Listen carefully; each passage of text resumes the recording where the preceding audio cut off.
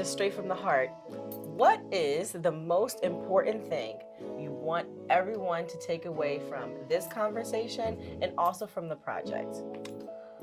Um, One thing I want people to take away from this is that being in the community will really help you grow to be something different. And you take that how you want. Different can be however you see fit. And for me, it helped me to become different in a way to not only become a mature adult, but also to be, like I said before, like a pillar in my community. And I just think that when you do something for the community, you're always gonna get something back in return, no matter what. And I personally, did this to not only help inspire my peers and everyone in the community, but like someday, maybe like 15 years down the line, I'll probably stop doing it. Somebody will look at this and be like, oh, this is a nice project, because it is, the project is on chatterblast.org. Thank you, Ground Floor Studios. So it's always, the internet's forever. So it's always gonna be up there. Someone can just type in something. They can type in Philly queer community and that will pop up. So I really just want people to take away that, being in this community really will help you grow to be different. And that difference is gonna feel weird. It's gonna be very questionable at first. You're gonna be like, why do I feel this way? But once you really embrace it and really help yourself understand why, you're gonna love it. And you're really gonna be happy with yourself that you made that change. Because change is very hard, but it's worth changing for some things,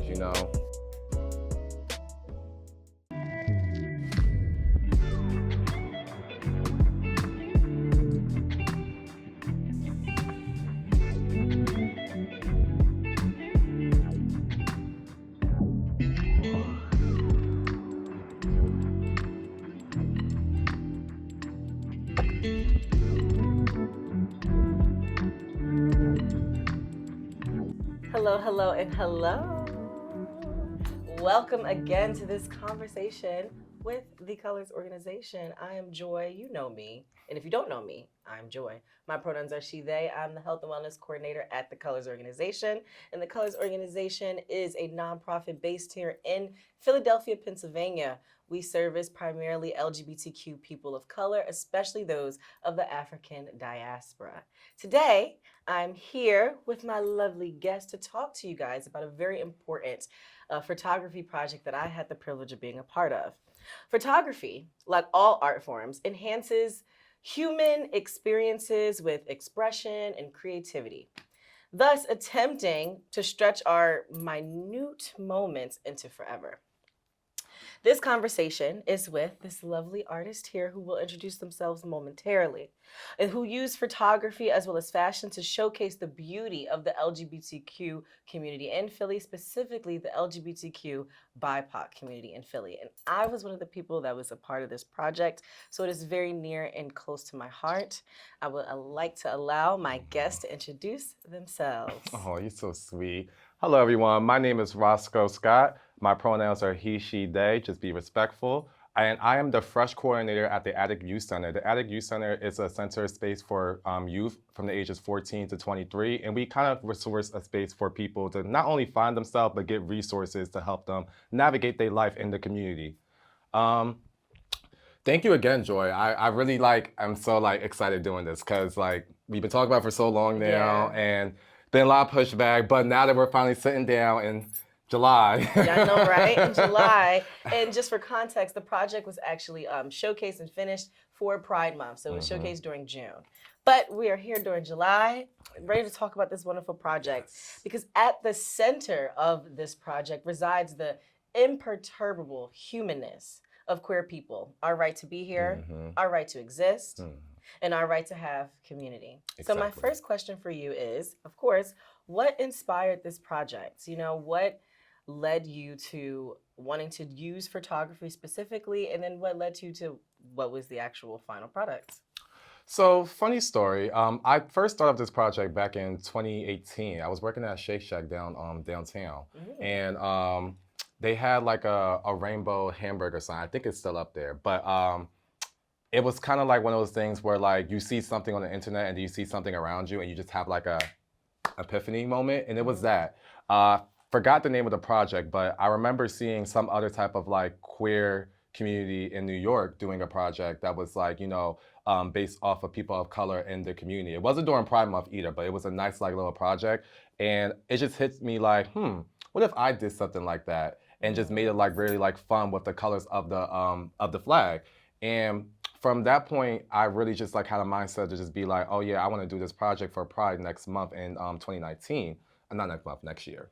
And needless to say, I had a lot of pushback because from the year 2019, I had like lost my job like literally May, right before Pride Month. So it was it was very difficult for me to try to have my dream come true in that time where I literally like was trying to plan of May doing the pictures and had them showcased in June. And this is 2019, so it's right for the pandemic. Right. So literally I had the pandemic happen the following year. So, we couldn't do nothing. And then 2021, 22, and 23 years went by, and I just didn't have the not only the finance, but like the mental stability to really want to do it again. Like I always knew I wanted to do it, but I just wasn't like mentally ready to do it. But this year I made it a mission, and thankful to Manny, who's the photographer who couldn't make it today.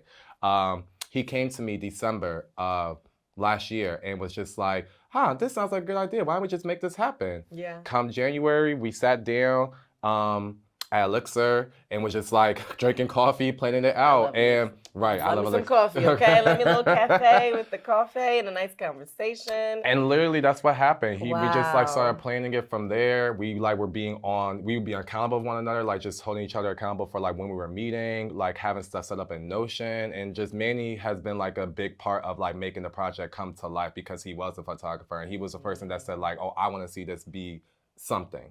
Right. Wow. And I think what's really powerful in what you just said too is that, you were inspired because of other projects that you had seen, other art that had already existed, that other artists had created, queer artists that created. And I think that really speaks volumes to the importance of creating just for creating's sake, because of how much it inspires people, because of what it says, the message it sends. I think that really just touches me really deeply. So I'm really happy that you were able to find Manny. Manny was a great photographer, by the way, and was able to also find the models. Talk to me about that process. So how many models were there? How many colors did you guys do? And was there like any difficulties or challenges when you were kind of maneuvering all of that? Listen, it was a long hill to climb, but we climbed it. I just remember like in the beginning, we were originally going to just do Roy Bib. We weren't even thinking of like the trans colors or like, the black and brown part of the flag. Like I knew I wanted to incorporate it, but because of like at the time, not having enough models and everything, we were just going to do like red, orange, yellow, green, purple, and blue. Right. It wasn't until we decided to do a survey.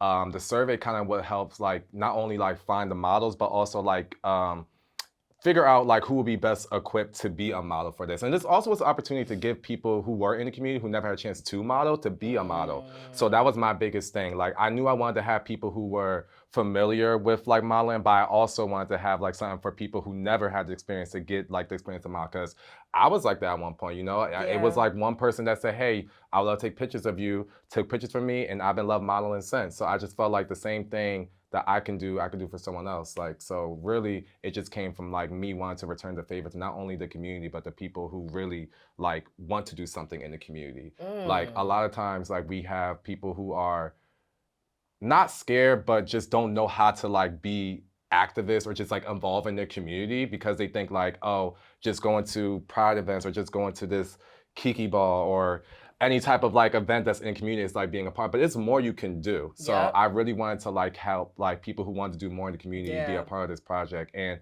just you went to lead by example. Exactly. Listen, I tell the kids that at my job all the time, like you like leading by example goes a long way. Like I'm a perfect example of like just like being young and being in the community and being something now that I'm in my other half of my 20s, because I've been doing this since I was 18. So it's very rejoiceful to like have those like people who came to be models as a part of the project because a lot of them were my friends, but I did have like two people who I was like, knew through social media, but was getting to know them more closer. And just like picking those models out was like definitely one of the things that I could say was challenging because I I had to be the boss. You know, you had to be a supervisor. Yep. I had to be like, okay, I really like this person because they visually look aesthetic, but if they're not passing the interview and there's certain things not right, we gotta keep it pushing. Hey now. You know, so Yeah. that was the thing that I could say was challenge for me. It's like just being the boss a part of this, because I knew like people, it was like literally 4 people I can tell you that I know I really want to be a part of the project, but one of them did not fill out the survey, another one did not come to the interview, and it's like, I gotta be fair, you know? Yeah, and it just shows that you're really intentionally putting, like, this is your baby, this is your art, and Exactly. it's so important every single step of the process. So, I mean, Yeah. you were being the boss because it's something that was near and dear and very important to you. Exactly. Yeah. And just when I did figure out the 9 people, because I'm actually one of the colors and Manny, the photographer, is the other person of color, I did blue, he did orange. Period. I did green. Yes. I did green. So yeah, finding those other colors were like the like challenging part, but like once I did like found out who, the rest was easy, because then like Yeah. I knew like who I wanted to assign the colors to once I figured out the models. Like getting the models, I say was the hard part, because I had an idea of who I wanted to do what color, but when things don't go as planned, the show must go on. Yep. So, you know, but I'm very grateful and I'm very proud of like the people who I've chose, especially you, Joy. You know, you definitely did a great job. I want to give you your props and kudos. Like, she did an amazing job, y'all. Like, really good. Ew, I sure did. Awesome. Well, thank you. Thank you so much for saying that. All right. Well, just to get more personal, kind of, how has doing this project, as well as just doing art, engaging in art, period, how has it also helped to heal you as a queer person of color? Ooh. Honestly, this project really showed me that anything is possible when you put your mind to it. That's number one. And that like you can really have like a childhood dream and have it come true. Because again, like I thought of this back in 2018, 6 years ago, and it finally happened. So just knowing that like I could do this to not only inspire myself but other people around me, it's like really helped my mental health. Like just knowing that like that I'm really doing something in this community, because you know Philly is big but small, so it's like you know. I'm well known, but at times sometimes I don't think that I'm that well known. But I feel like after this project, like you know, it definitely got my name out there to like let people know that like I'm very like a good person and like a pillar within this community. And that was like, I won't say that was the end goal, but that was one of the goals that I wanted to really like you know establish, like knowing like I'm a pillar in this community now. Like I do the work, I come out here, and I really want to see my community like grow, especially the people of color. Yeah. Wow.